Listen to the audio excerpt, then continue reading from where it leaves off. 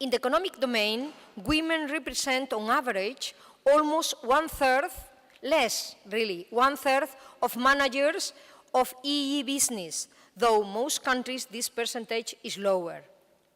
And regarding female presence on the directory boards of the largest companies, on average, women only represent 11% across the EU. All these figures show that there is a lot to do for the European Institute for Gender Equality and for each member state. In the past years, the current government of Spain has done an important task in recognizing social rights, particularly in the area of equal opportunities for women and men, since it is convinced that this is the only possible way to reach a sustainable society that takes into account the needs of human beings and their quality of life.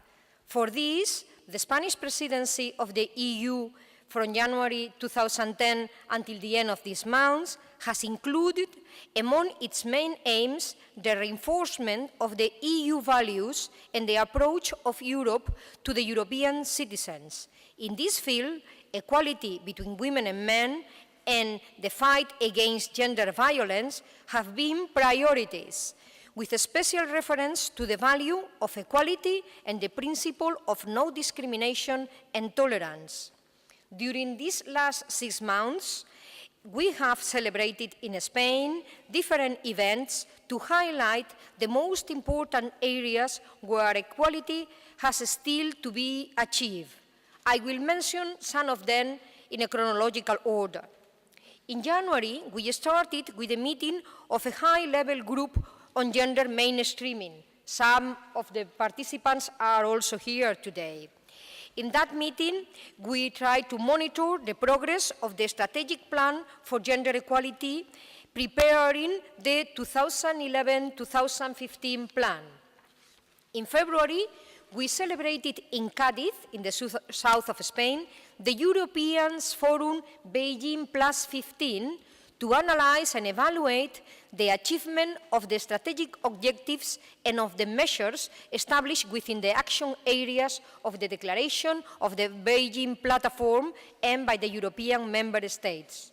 Also in Cádiz, in February, we hold the second European Women Empowered Summit. The previous one was held in Athens in 1992. With the aim to put equality at the heart of European institutions and member states. In March, Spain held several events.